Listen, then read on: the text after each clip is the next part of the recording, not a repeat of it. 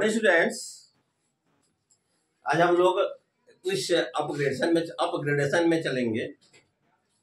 आज हम 11 के मैथ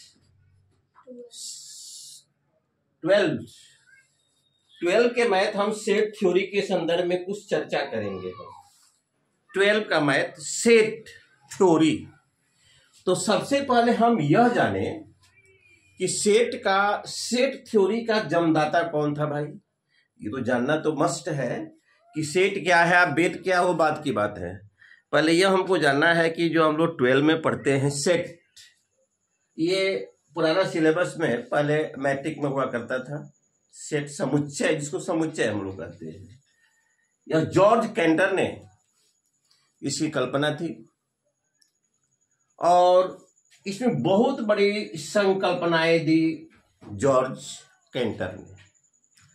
तो भाई सेट होता है क्या? सेट क्या चीज कहते हैं? तो what is the set? Hindi और इंग्लिश दोनों मीडियम के स्टूडेंट के लिए, इंग्लिश में set what is the set और हिंदी मीडियम के स्टूडेंट के लिए समुच्चय क्या है। समुच्चय है क्या भाई? तो सेट का मीन्स होता है समुच्चय। सेट मीन्स होता है समुच्चय, SATET सेट का हिंदी होता है समुच्चय। अब इसके बारे में हम यह बताना चाहेंगे कि आखिर डिफाइन द सेट, समुच्चय को परिभाषित करें। समुच्चय को परिभाषित करें तो आप जनरल आम भाषाएं में कहते हैं कि हमारे पास इतने वस्तुओं का संग्रह, स्किट बॉक्स में इतने वस्तुओं का संग्रह है। जैसे मान लिया जाए कोई बॉक्स है, आपका कोई किट बॉक्स है, उसमें आप क्या रखे हैं भाई? पेन रखे हैं, पेंसिल रखे हैं, बुक रख दिए हैं, कॉपी रख दिए हैं। ये क्या है? सेट है, collection of the well defined objects. ऐसा नहीं कंकड़ पत्थर बालू भर दीजिएगा उसको हम सेट नहीं कहेंगे। जैसा आपने हिंदी में पढ़ा है कि वर्णों के सार्थक मेल से, यानी ध्वनियों के मेल से और वर्णों के मेल के संयोग से जो शब्द बनता है, अगर उसका कोई मीनिंग निकलता है तभी व्याकरण में उसे शब्द की संज्ञा देते हैं। जैसे घर, घ जोड़ अ जोड़ र जोड़ अ, घर हुआ। इसका मतलब घर। आप कोई लिखिएगा रग, तो ये अर्थ के दृष्टिकोण से अनर्थ है, कुछ नहीं। रग माने क्या? What means rug? No any meaning of the rug. तो अगर कहे कि सर ऐसा भी कहा जा सकता है कि बालू कंकड़ पत्थर के समूह को हम लोग सेट कहेंगे, ऐसा बात नहीं है। वेल डिफाइंड ऑब्जेक्ट्स होना चाहिए, सुपरिभाषित। इसको कहते हम लोग हैं सुपरिभाषित वस्तुओं के संग्रह को। ऐसा नहीं कि उसको मैथमेटिक्स में उसका डिफाइन होना चाहिए या किसी भी क्षेत्र में वह डिफाइन उसका होना चाहिए। आप कहिएगा कि ईंटा है, एक नदी है, एक कंकड़ है, एक हिमालय पर्वत पर जो मुनि तपस्या करते वह भी हैं, तो उसको हम लोग सेट नहीं कह पाएंगे। तो सुपरिभाषित वस्तुओं के समूह को, वस्तुओं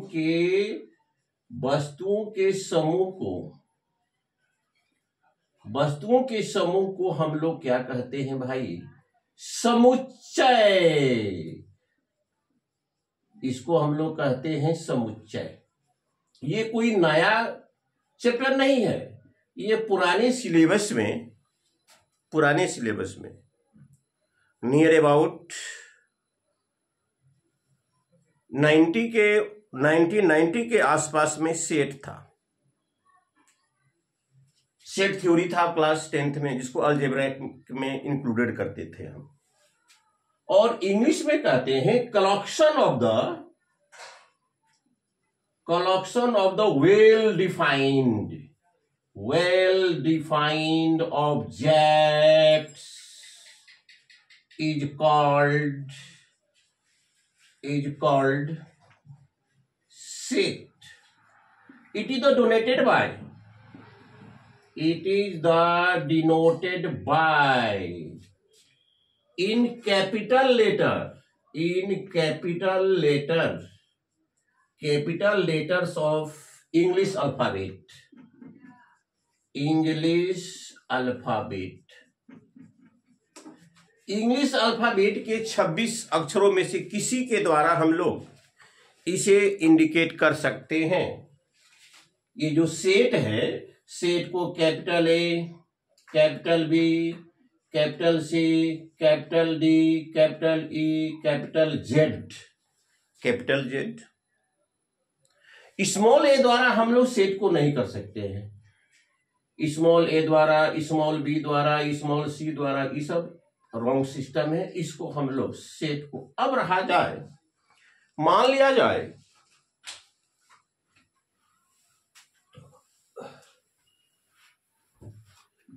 जाए रमेश है और इसको मैंने डिनोटेट किया आर द्वारा। यह एक परिवार का मालिक है, और इसके परिवार में सोहन है, रीता है, यद्दू है, राघव है। और सेट को ख्याल रखिएगा, मिडिल ब्रैकेट से, मझला ब्रैकेट से हम लोग क्लोज करते हैं, बिग ब्रैकेट से नहीं। बिग ब्रैकेट से क्लोज करना गलत सिस्टम होगा, मिडिल ब्रैकेट से हम लोग करते हैं। यह व्यक्तियों का समुच्चय हुआ जिसका मालिक आपका कौन है भाई? आर है। सबसे पहले सेट में हम लोग को यह भी जानना होगा, नेचुरल नंबर को हम लोग एन द्वारा, नेचुरल नंबर के समूह को एन द्वारा 1 2 3 4 dot dot to the infinite point, whole number को W द्वारा 0 1 2 3 डॉट डॉट इन्फिनाइट पॉइंट तक, इंटीजर्स को Q द्वारा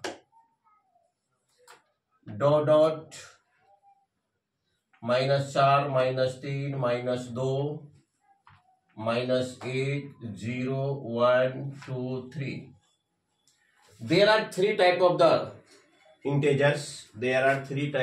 integers. तो जब पॉजिटिव इंटेजर्स को आपको दिखाना होगा तो Q पर आप प्लस लिखेंगे, 1 2 3 4, 1 2 3 4। अगर माइनस इंटेजर्स को दिखाना है तो यहां पर माइनस कर देंगे, minus dot dot -4 -3 -2 -1। Rational numbers, irrational number, combined of the rational and the irrational is called the real number. Real number को आर द्वारा, जितना भी ये नंबर देख रहे हैं सभी रियल नंबर में आते हैं। 1 2 3, 1/2, 2/5, √2, √3। ये आपका क्या हुआ? रियल नंबर हुआ। तो भाई हम कहेंगे कि सोहन रमेश के परिवार से बिलोंग करता है। एक और एग्जांपल दे देते हैं आपको, मान लिया जाए नेचुरल नंबर का 1 2 3 4 डॉट डॉट 10। इसका मतलब है कंटिन्यूअस 10 तक ये डेफिनिट सेट है। जब अंकों की मेंबर की संख्या जब सीमित होती है, जब मेंबर की संख्या सीमित होती है तब उसको कहते हैं फिनिट, डिफिनिट सेट कहते हैं। अगर इसमें डॉट डॉट नहीं, इसमें 10 नहीं लिखे तो इनफिनाइट सेट हो जाएगा। ये अपरिमित समुच्चय परिमित समुच्चय और अपरिमित समुच्चय। तो सबसे पहले हम कहें कि भाई सोहन किससे बिलोंग करता है। सोहन आर जो उसका मालिक है, इस पूरे परिवार का लीडरशिप आपका कर रहा है, आर कर रहा है। इसका मतलब है ये सभी लोग इसके परिवार से बिलोंग करते हैं। इसके लिए एक सिंबल बनाया गया है। वह सिंबल क्या है? वह सिंबल क्या है? इस प्रकार से ग्रीक वर्ड से यह लिया गया है। यह सिंबल ग्रीक वर्ड से लिया गया है। इसका मीनिंग होता है अवयव है, अवयव है, सदस्य है, एलिमेंट है, एलिमेंट है, सदस्य है, एलिमेंट है, अवयव है।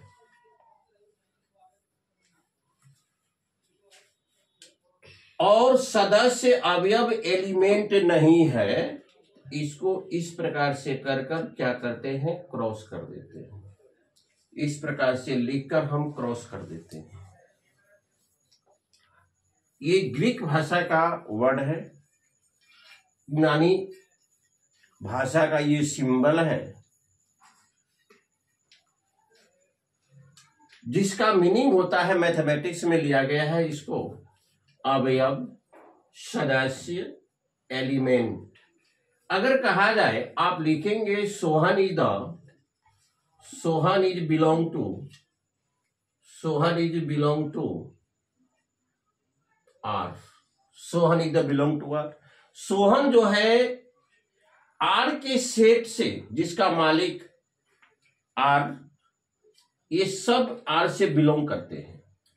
तो सोहन इज, लिटरेचर में लिखेंगे Sohan is the belong to the R, या सोहन लिखिए यहां पर एलिमेंट टू आर।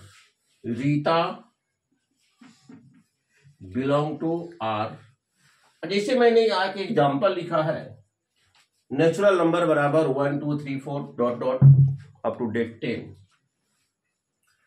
तो 1 is the element of n, 4 is element of n, 10 is element of n, और 11, अब देख रहे हैं कि 11 इस सेट में नहीं है, 11 इस सेट में नहीं है, तो यहां पर क्रॉस कर देंगे। 11 is not belong to n, 11 is not belong to n। तो यह जो सेट है, इसकी इस संदर्भ में बहुत अधिक संकल्पना है। और एक बात और ध्यान रखिएगा, ये जो डॉट डॉट देते हैं अप टू डेट के लिए, 3 से ज्यादा नहीं, रूल है 3 ही का। जैसे मान लिया जाए आपसे 1 से 100 तक लिखना है, 1 2 3। जैसे मान लेते हैं आपको 100 तक लिखना है, तो उसको किस प्रकार से लिखेंगे? 100 तक आपको लिखना है, तो उसको आप किस प्रकार से लिखेंगे? ए बराबर 1 2 3 डॉट डॉट डॉट 100। ये 3 ही रूल देने का नियम है। ऐसे लोग क्या करते हैं, कंटिन्यूअस 3 4 5 दे डालते हैं। तो इसका अर्थ होता है एलिमेंट, इसका अर्थ होता है element. Is belong to, is not belong to, belong to is not belong to. मान लिया जाए हम अंग्रेजी वर्णमाला ए बराबर लिखते हैं ए ई आई ओ यू, ये अंग्रेजी का वॉवेल्स हैं। There are 5 vowels in the alphabet of English. 5 vowel होते हैं इसके। इस संदर्भ में पूछा जाए true and the false, A belong to A सही है, E belong to is belong to A यह भी सही है, U is the belong to A आपका यह भी सही है। लेकिन इसके बीच में हम डाल दें D is the belong to A, तो डी नाम का मेंबर इसमें तो है ही नहीं, डी नाम का मेंबर तो इसमें आपका है ही नहीं, ये आपका क्या हो जाएगा, फॉल्स हो जाएगा। तो सेट का मैंने डिफिनेशन क्या बताया, collection of the well defined objects are called set. परिभाषित वस्तुओं के संग्रह को, परिभाषित वस्तुओं के संग्रह को हम लोग क्या कहते हैं भाई, सेट कहते हैं, समुच्चय कहते हैं। इंग्लिश में हम लोग समुच्चय कहते हैं, इंग्लिश में सेट कहते हैं और हिंदी में समुच्चय कहते हैं। और set is the denoted by any letter, any capital letter of English alphabet, any capital letter of English alphabet. और मैंने यह भी आपको बताया, इंट्रोडक्शन दिया, natural number, counting number is the called natural number N के द्वारा, होल नंबर डब्ल्यू के द्वारा, इंटेजर्स क्यू के द्वारा। There are 3 type integers, positive integers को क्यू प्लस पावर के रूप में प्लस लिख देंगे, क्यू पर पावर के रूप में प्लस लिख देंगे, निगेटिव इंटेजर्स माइनस लिख देंगे, रियल नंबर के लिए आर। तो rational and the irrational number, collection of the real and the irrational number are called real number. जितना भी रियल नंबर है, रेशनल और इरेशनल दोनों को मिलाकर हम लोग रियल नंबर की संज्ञा देते हैं। अब इसके बाद हम जो आगे बढ़ेंगे कल के ऑप्शन में, ये मैंने आज इंट्रोडक्शन दिया आप लोगों को कि आखिर सेट होता है क्या, सेट में हम लोग क्या क्या पढ़ेंगे, किस प्रकार से पढ़ेंगे, इसका विस्तृत जानकारी आपको जॉर्ज कैंटर ने दिया था। और ये जो एलिमेंट का जो सिंबल है ग्रीक वर्ड से लिया गया है, जिसका अर्थ होता है अवयव है, सदस्य है, एलिमेंट है या इज बिलोंग टू। अगर वह मिलता है तो ठीक है, नहीं मिलता है तो आप लिखेंगे is not belong to. Is not belong to के लिए आप इस प्रकार से सिंबल मारेंगे, आप बिलोंग टू के लिए इस प्रकार का सिंबल मारेंगे। लेकिन सेट में वैसे शब्दों को रखेंगे जो कि वेल डिफाइंड होना चाहिए और परिभाषित शब्द नहीं। जैसे 1/0 ये क्या है, नॉन डिफाइंड है, इसको सेट में आप नहीं रख सकते हैं। परिमेय संख्याओं के समुच्चय में इसको नहीं रख सकते हैं। रेशनल नंबर के समुच्चय में अगर आप लिखते हैं ये 2 सही है, 3/2 सही है, 1/0 आपका सही नहीं है, क्योंकि ये नॉन डिफाइंड है। मैथमेटिक्स के किसी ब्रांच में देखा गया है, इसको नॉन डिफाइंड मान लिया। एक मोबाइल में आप कैलकुलेट कीजिए 1 डिवाइडेड बाय द 0 तो बी ऑब्टेन नॉन डिफाइंड। तो डियर स्टूडेंट्स, आज का एक्सप्लेनेशन इतना ही रहने दीजिए और कल मैं पुनः आगे इस सिलेबस को ले चलूंगा। ये 12 का है, सेट से रिलेटेड कॉन्सेप्ट। अब आगे चलेंगे हम लोग कल। Thank you very much.